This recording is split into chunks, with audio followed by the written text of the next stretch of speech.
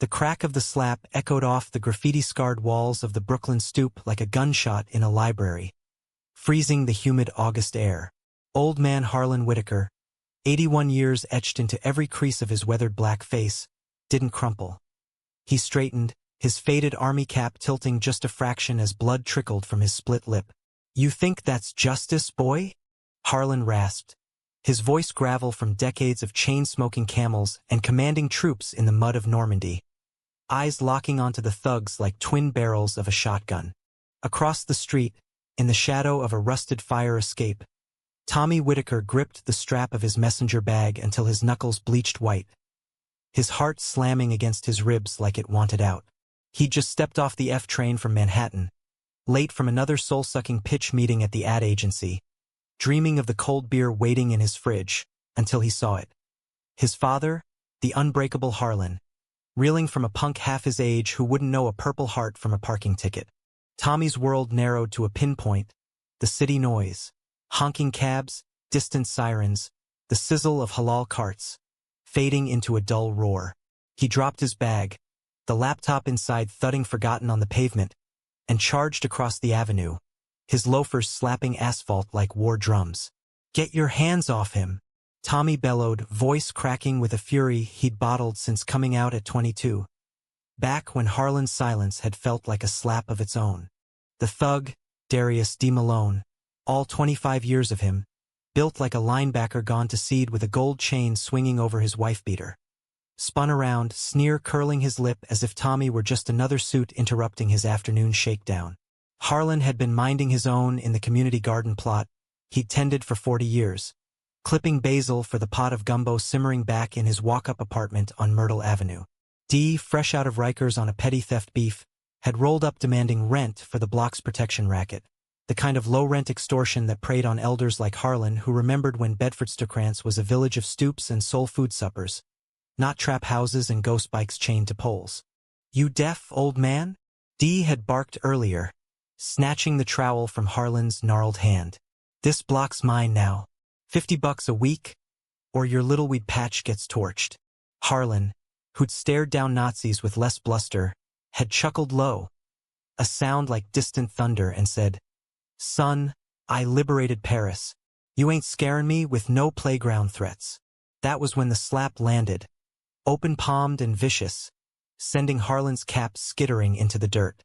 Now, with Tommy barreling toward them, D laughed, a bark that grated like broken glass. "Oh, looky here.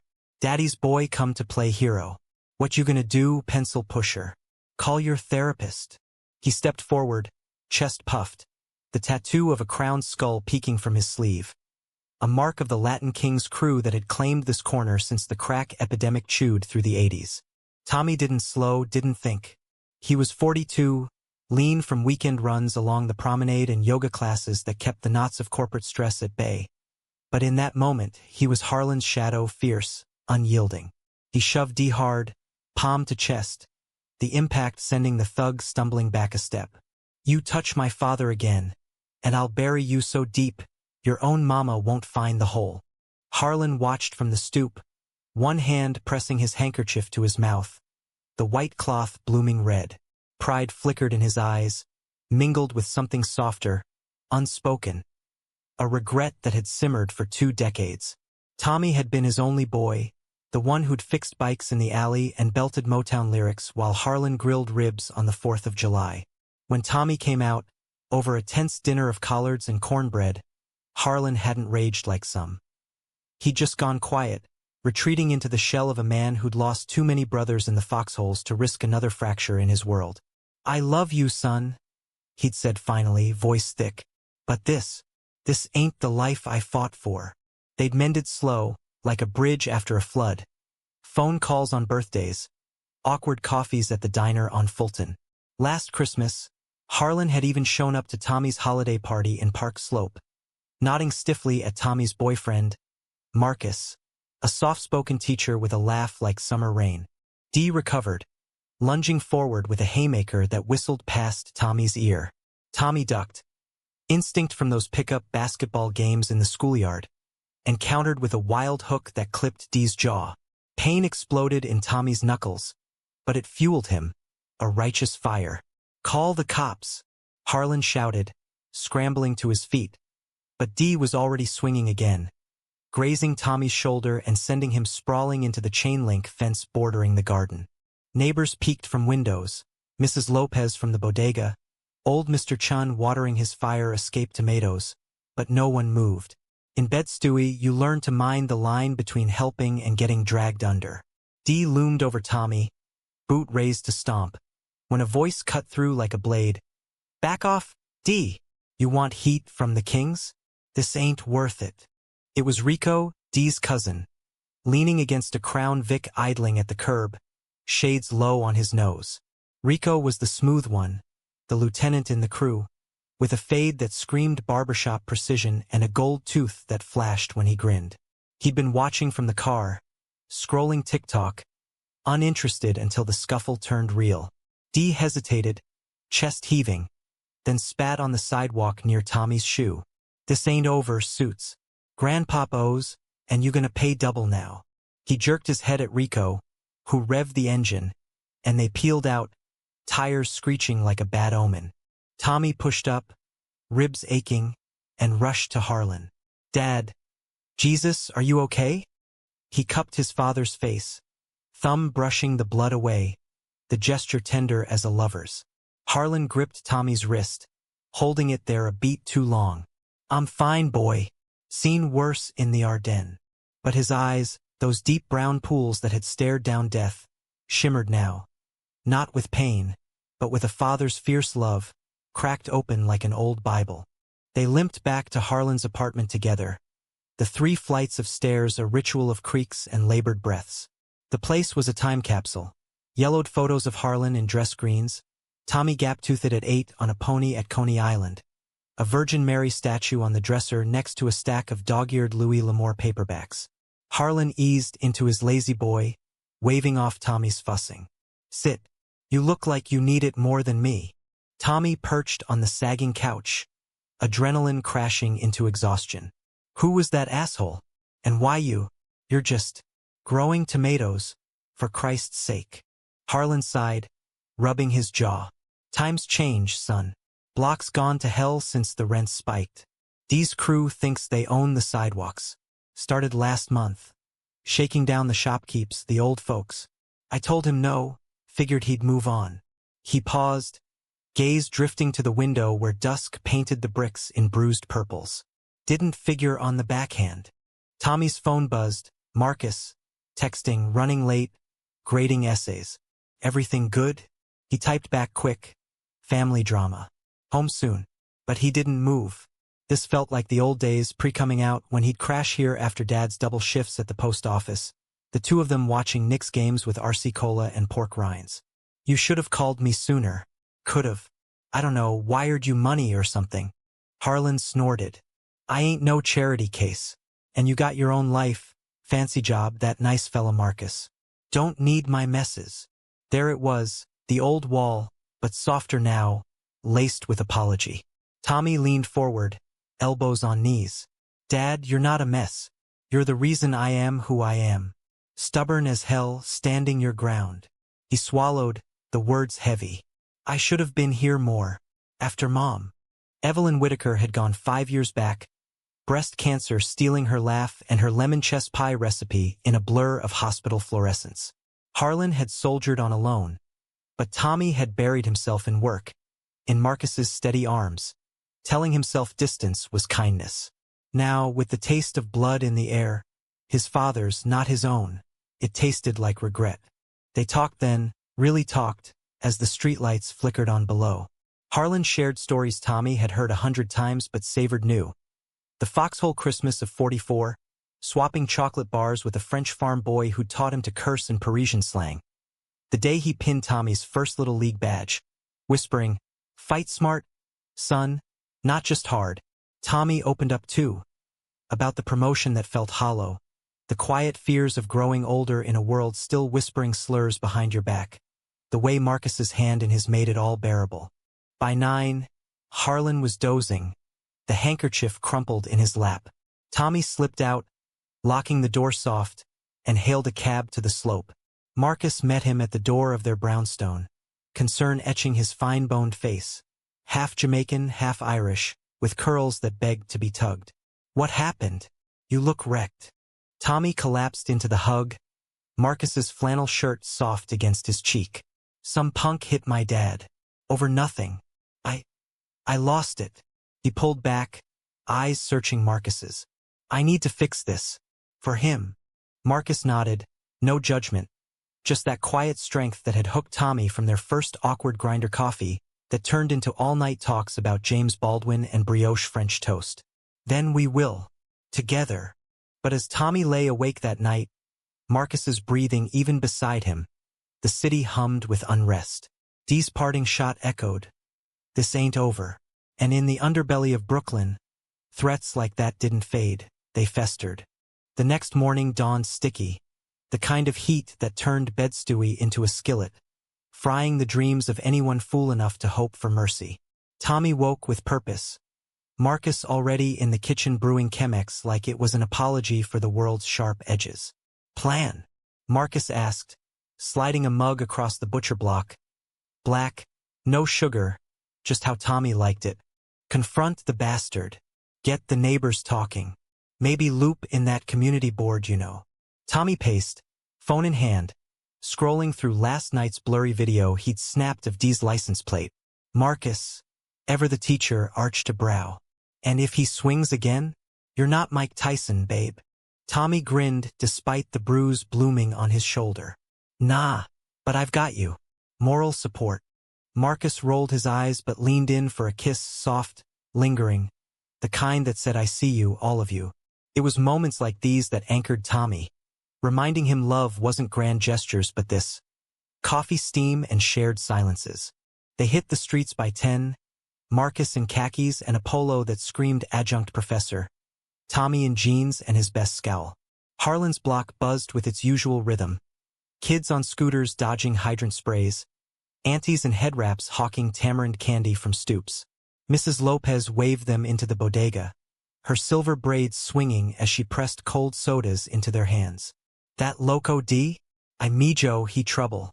Shook me down last week for $20. Said it's for protection from his own crew. The pinch idiota. Tommy showed her the plate number.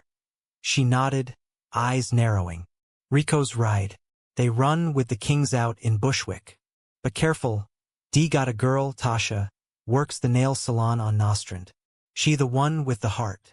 By noon, they canvassed half the block. Mr. Chun muttering about gang boys no respect. The barber Big Ray promising to have words at the next dice game. Harlan joined them midway, stubborn as ever, limping out with a thermos of chicory coffee. Y'all making a fuss. I can handle my own. Dad, this is handling. Tommy clapped his shoulder, the touch easy now like a bridge finally spanning the gap. Harlan grumbled but fell in step. His presence a quiet command that drew more tongues wagging. They hit Tasha's salon around 2, the air thick with acetone and reggaeton bass. Tasha, mid-20s, curves hugged by a smock splashed in neon leopard print, looked up from filing a client's talons, her extensions flipping like warning flags. What y'all want? I busy. Just talk, Marcus said smooth, flashing that disarming smile. About D. He hurt Harlan last night. We know you're good people, Tasha. Help us shut this down before someone gets really messed up. She hesitated, acrylics tapping the counter, eyes flicking to Harlan's bruised jaw. D's my baby daddy, but he Wilden. Lost his job at the warehouse, now this protection bullshit. Rico egging him on, saying it's how they build respect. She sighed, glancing at her station where a baby photo taped to the mirror showed a chubby-cheeked boy with D's eyes. I tell him stop, but he don't listen. Last night, he come home shaken, talking about some suit who jumped him. Sound like you. Tommy leaned in. He started it. Slapped an 81-year-old vet over garden dirt. That's not respect. That's cowardice. Tasha's face softened, then hardened. I ain't no snitch, but Rico's spot? The warehouse on Flushing, old meatpacking joint. They stash there. You go pokin'. Though, careful. Kings don't play. Gratitude swelled in Tommy's chest. We owe you. As they filed out, Harlan muttered to Tasha, "You raised that boy right here? World needs more like you." She flushed, waving them off, but the seed was planted. The warehouse loomed at dusk, a rusting behemoth squatting on the edge of Bushwick's warehouse party renaissance. Chain link topped with razor wire glinting under sodium lamps. Tommy and Marcus parked the Prius 2 blocks over, Harlan insisting on coming. "Ain't sitting this out." His .38 revolver from the war tucked in his waistband, oiled and loaded despite Tommy's protests. "Just for show, son. Peace through strength." They approached cautious, hearts pounding in sync with the distant thump of a rooftop rave. Shadows stretched long, graffiti tags proclaiming King's reign in dripping red. A side door hung ajar, spilling yellow light and the murmur of voices. Dice clacking, laughter laced with menace. Peering through the crack, Tommy spotted them. Dee, Rico, and a half-dozen others in folding chairs around a scarred table, 40s and blunts passing hand to hand. Crates stamped produce lined the walls, but Tommy knew better. Ghost guns, pills, the detritus of empire building on the cheap. "Now or never," Marcus whispered, his hand finding Tommy's in the dark, a lifeline. Tommy nodded, shoving the door wide. "D. Malone, we need to talk." The room froze, chairs scraping as hands dropped to pockets. D rose slow, smirk twisting. "Well shit, the prodigal son returns. Bring your whole circus this time." Rico chuckled, but his eyes were cold, calculating. "This private property, yo. Y'all lost." Harlan stepped forward, cap straight, voice steady as a drill sergeant's. "Ain't lost. Here for what's right. You slapped me yesterday, boy. That ends today. Walk away from my block or we make it official, cops, lawyers, the works." D laughed, but it was brittle, the room's energy shifting like a storm front. "Official? Grandpop, you think the 5-0 give a damn about some old-timer's ego? This our turf. You pay or you play." Tommy's blood boiled. "Turf? This city's for everyone, not your playground." Harlan fought for that, for all of us. You're just a bully hiding behind ink." The words landed like a spark on dry tinder. D lunged, but Rico caught his arm, murmuring low. Then, betrayal's knife twisted. Rico's gaze flicked to the door, and from the shadows, a figure emerged. Big Ray, the barber, hands up but eyes darting. "Sorry, Tommy. They got my nephew in deep. Said they'd clip him if I didn't tip." The air sucked out of the room. Tommy's stomach dropped. Big Ray, the one who'd sworn to have words, who'd clapped his back like family, now here selling them out for blood ties thicker than loyalty. Marcus tensed beside him, whispering, "We gotta go now." But D was already moving, fury unleashed, grabbing a tire iron from the table. "You come to my house? With this fossil?" He swung wild, the metal whistling. Tommy dodged, yanking Harlan back, but the old man stood firm, drawing the .38 with a click that silenced the chaos. "Enough!" Harlan barked, the revolver steady in his grip, a relic from battles that made this look like child's play. "I ain't firin' unless you make me, but you touch my boy, either of 'em, and you'll wish you hadn't crawled outta your mama." D froze, the iron clanging to the concrete. Rico stepped in, hands placating. "Easy, OG. No need for that. We talked this out." But his eyes screamed calculation, calling for backup. Tommy knew it. In the standoff, emotions cracked open raw. Tommy's chest heaved, not just anger but grief. For the block's fraying fabric, for Harlan's unbowed spine, for the love he'd almost let slip away. "Dad, why didn't you ever say it? That you were proud? Of me, I mean, not just the fights, but me." Harlan's eyes, over the gun's sights, softened. "Proud? Boy, you think I don't wake up every day grateful my son built a life. Real love, real heart. In a world that tries to grind it down? I was scared, Tommy. Scared I'd lose you like I lost your uncles in the war. But seeing you here, fightin' for family, that's my legacy. You are." The words hung, a bridge thrown across the chasm, and for a heartbeat, even D faltered, the room thick with unspoken truths. Marcus squeezed Tommy's hand, his own eyes misting. Romance not in bedsheets but in this, the quiet vow of standing together. Rico broke it, phone buzzing. Backups close. You'll got 5 minutes to ghost, or this turns ugly. They backed out, Harlan's revolver last, the door slamming like a full stop. Outside, under a sky bruising tonight, they ran. Marcus's Prius peeling rubber, Harlan's laugh barking from the back seat, wild and free. Like D-Day, but with better wheels. But as sirens wailed distant, Tommy knew the real war was just igniting. Betrayal from Big Ray stung deep, a fracture in the neighborhood's soul. And he wouldn't forget. Sirens painted the night in staccato blues, but they weren't for them. Not yet. Tommy gripped the wheel white-knuckled, weaving through Bushwick's arteries toward the Brooklyn-Queens Expressway, Marcus murmuring route tweaks from the passenger seat like a co-pilot in a heist flick. Harlan, wedged in back with his revolver stowed under the seat, chuckled low. Y'all drive like civilians. Back in 44, we dodged Kraut patrols in jeeps with flat tires and prayers. Marcus twisted, grinning despite the adrenaline spike. Mr. Whitaker, if you start singing Boogie Woogie Bugle Boy, I'm pulling over. The levity cut the tension, a release valve, but Tommy's mind raced ahead. Big Ray's face in the warehouse shadows, etched with shame but complicit all the same. How deep did the rot go?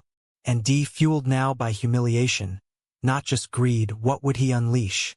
They ditched the car in a lot off Atlantic Avenue, grabbing Ubers home separate ways to throw off any tails. Tommy dropped Harlan first, the old man's hug at the door fierce, ribs like iron bands. You did good tonight, son. Both of you. He nodded to Marcus, a rare warmth cracking his stoicism. Keep him straight. Figuratively, I mean. Marcus laughed, clapping Harlan's shoulder. Deal. Get some rest, sir. Harlan's wink was pure mischief. Rest? Hell, I'm calling the VFW boys. Time to rally the troops. Alone in the Uber to the slope, Tommy leaned into Marcus's side, the leather seat creaking under them. That was insane. Dad pulling a piece? I thought we'd end up on the evening news. Marcus traced circles on Tommy's thigh, soothing. Your old man's a legend. But Ray, that hurts. Thought he was family. Tommy nodded, jaw tight. Blood's thicker, I guess. Or fear. The city blurred past. Neon signs for check-cashing joints, murals of Biggie staring eternal. And Tommy felt the weight of it all. The American dream Harlan had bled for, now pawned for quick fixes and grudges. As a black gay man in Adland, Manhattan, Tommy knew the hustle, pitching diversity campaigns to suits who nodded along but slashed budgets come Q4. But this was primal, a fight for the stoops where he'd learned to tie his shoes. They tumbled into the brownstone past midnight, shedding clothes like old skin, shirts flung to the couch, jeans kicked toward the hamper. No fire, just collapse. Marcus pulling Tommy down in the king bed, their bodies slotting familiar, limbs tangled in the sheet's cool embrace. I love you, Marcus whispered against Tommy's neck, breath warm. For charging in, for holding the line. You're my hero. Tommy turned, cupping Marcus's face, thumbs brushing the faint stubble. And you're mine, steady when I'm storming beaches. Their kiss deepened, slow and searching, a reaffirmation amid the chaos. Lips mapping hurt and hope, hands whispering promises. It wasn't passion's blaze but love's quiet hearth, the kind that outlasted slaps and sirens. Sleep came fitful, dreams of tire irons morphing into foxholes. Dee's sneer blending with ghosts from Harlan's war stories. Dawn cracked gray, rain pattering the skylight like impatient fingers. Tommy's phone lit up. A text from an unknown number. Warehouse was raid bait. Kings cut me loose. Are Rico or a trap? He showed Marcus over takeout eggs from the diner downstairs. Play it. Marcus frowned, scrolling news on his tablet. NYPD bust on Flushing Avenue. Gang paraphernalia seized. No names, but the timing screamed setup. Could be real, Marcus said. Guy like Rico? Ambitious. Might flip to save skin. Tommy's gut twisted. Opportunity or ambush? He fired back. Proof? Meet neutral. Fulton Mall, noon. The reply pinged instant. Bet. Solo. Fulton Mall thrummed midday. A bazaar under leaden skies. Vendors hawking knockoff Nikes. Braiders twisting locks under umbrellas. The air electric with plantains frying and haggling. Tommy and Marcus staked a bench near the Albee Square fountain. Harlan texting he'd handle the garden watch. Eyes open, Tommy murmured, scanning the crowd. At noon sharp, Rico emerged from the press. Solo as promised. In a crisp polo that hid the tats, shades perched like a shield. Appreciate the invite, Rico said, sliding onto the bench, voice low. Look, last night? D's hothead. I pulled him off 'cause it was dumb. Old vet, his kid showing balls. Respect. He slid a burner phone across, screen glowing with texts. D raging about disrespect, timestamps from the warehouse. He's planning payback. Tonight, your pop's place. Tommy's pulse spiked. Why tell us? What's your angle? Rico leaned back, rain beating on his fade. Angle? I'm out, man. Kings want expansion, but D's slop pin, shaking grandmas? Bad for biz. Plus, he hesitated, gaze flicking to Marcus. Saw how you two hold it down. Reminds me of my uncle, fought in Nam, came home to this. Quiet type, but fierce. Got jumped for being who he was. Never talked, but it broke him. The admission hung, raw, a crack in the armor, humanistic thread weaving through the grit. Marcus nodded slow. We get it. Family's messy. But Harlan? He's no Mark. What's the play? Rico's grin was wolfish. You crash the party. I feed you the spot, abandoned lotto on Myrtle. D thinks it's quiet. Bring backup, but smart. No heat. He stood, tossing a nod. For the uncle I couldn't save. He melted into the crowd, leaving the burner buzzing with a pinned location. Trust? A gamble. But in Brooklyn's gray zones, sometimes you bet on the flicker of decency. They mobilized fast. Harlan rallying 3 VFW vets. Grizzled Koreans and Vietnam vets, white and black, bonded by shared scars, equipped with notepads and Nextdoor apps, not guns. Witnesses, not warriors, Harlan decreed, though his eyes twinkled rogue. Tommy looped in Tasha via text. She replied fierce. On it. For my boy. Marcus handled comms, his classroom poise turning tactical. Dusk fell sticky, rain easing to mist as they converged on the lotto. A boarded-up shell on Myrtle's curve. Windows shattered like broken teeth. Weeds clawing through cracks. D's Crown Vic idled out front. Exhaust curling like a dare. Tommy's crew fanned out. VFW boys posing as chess players on milk crates. Tasha window shopping, with a concealed recorder app. Inside, shadows danced from a single bulb. D pacing, 2 goons flanking, tire iron tapping his palm. That suit and his fossil dad? They dead tonight. No witnesses. Tommy's signal, 3 flashes from Marcus's phone, ignited the storm.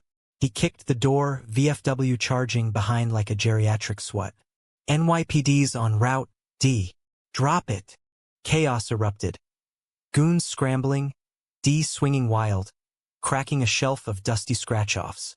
Harlan dodged a lunge, tackling a thug with a move straight from judo class at the senior center. Had to learn after the war, for the streets. Tommy grappled D, fists flying in a blur of grunts and grapples. The air thick with sweat and shouted warnings.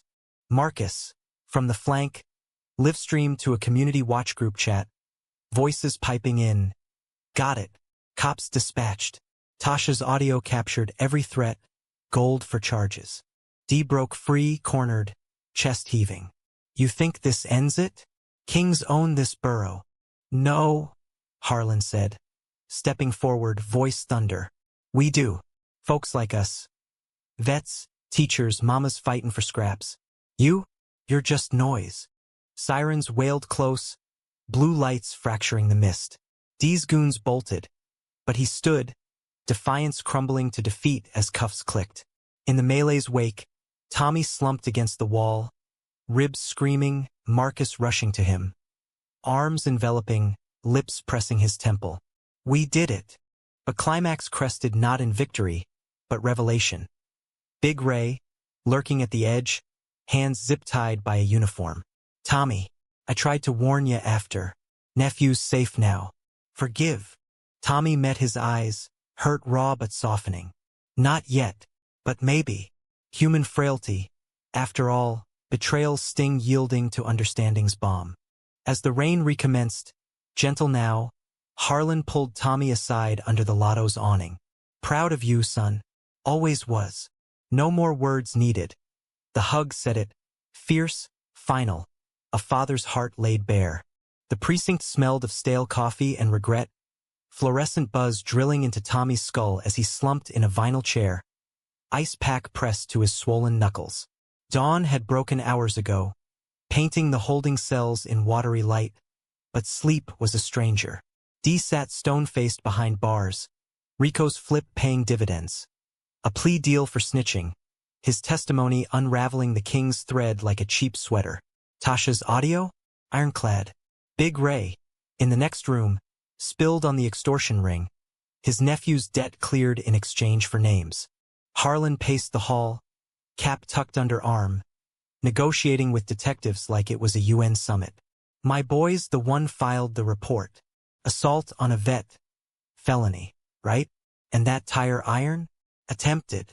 The lead cop, a weary Latina with a Mets pin on her lapel, nodded wearily. We got it, Mr. Whitaker. Communities singing your praises on socials already. Stoop soldiers trending. Marcus sat beside Tommy, thigh pressed solid, his hand a quiet anchor. You okay? He murmured, thumb stroking Tommy's wrist. Tommy exhaled. The fight's adrenaline ebbed to ache. Yeah, just processing. Dad and me? We're good now. Really good. He glanced up, catching Harlan's eye through the glass. A nod, loaded with years unspoken. The betrayal from Ray lingered, a bruise on the soul, but in the harsh light of morning, it humanized. A man trapped, choosing wrong but circling back. Forgiveness? Not instant but possible like rain after drought. They were released by 8 paperwork, a blizzard of statements and victim advocates. Outside, the city stirred. Food trucks firing up, joggers dodging puddles, Brooklyn's pulse defiant. Harlan clapped Tommy's back. Home. Gumbo's waitin'. And Ray, give him time. We all got our foxholes. The walk up on Myrtle felt sacred now. Stairs climbed with laughter echoing. Harlan teasing Marcus about his fancy coffee. Marcus retorting with tales of grading papers on ancient Rome. The apartment bloomed with steam. Okra pods bubbling, and Dewey slicing sharp. They ate at the scarred Formica table. Bowls steaming, stories flowing like the Chianti Marcus uncorked. Tell me more about that French boy, Tommy prompted, spoon midway. Harlan's eyes lit, rare vulnerability surfacing. Pierre, skinny kid, no more than 18. Shared my foxhole one Christmas Eve. Shells falling like hail. He sang La Vie en Rose off-key. Passed me a cigarette. Taught me love ain't about the uniform. It's the man underneath. He paused, gaze on Tommy. Like you and Marcus. I see it now. Clear as that rose. The table hushed, emotion thick as rue. Marcus squeezed Tommy's knee undercloth, eyes shining. Means a lot, Mr. Whitaker. Coming from you. Harlan, the old man corrected gruffly. Family don't need titles. Afternoon unfolded lazy. Harlan napping in his lazy boy, Tommy and Marcus on the fire escape. Legs dangling over the alley where kids shot hoops with a milk crate rim. Rain-scented air wrapped them. Marcus's head on Tommy's shoulder. This, Marcus said soft, feels like the start of something. Tommy turned, kissing his temple. It is. Dad's garden, our life, rooted now. Romance bloomed subtle. Not fireworks, but fireflies. Marcus's fingers interlacing with his, promises in the spaces between words. Below, the block healed. Mrs. Lopez sweeping her stoop, Mr. Chun offering fire escape tomatoes. Even Ray shuffling by with a barber's pole sign under arm, heading to make amends at the VFW meet. Word spread viral. Local news vans parked crooked. A New York Post blurb dubbing Harlan stoop sergeant. Justice for Harlan spiking with rainbow filters. Gay son, vet dad. a tapestry of American grit. Tommy fielded calls from the agency. Heroic, pitch it as a campaign. But demurred. This wasn't sellable. It was sacred. Evening brought the climax's echo. A block party unbidden. Neighbors converging with coolers and grills. Congas thumping under string lights. Harlan held court by the garden. Purple Heart pinned proud. Toasting with plastic cups of punch. To family, the ones we choose, the ones we fight for. D, in lockup, penned a letter via his public defender. Scrawled apology, not contrite but cracking. Didn't see the vet in you, old man. Or the heart in your boy. Won't forget. Rico vanished into witness protection. Whispers of a straight job in Jersey. Betrayal scars faded.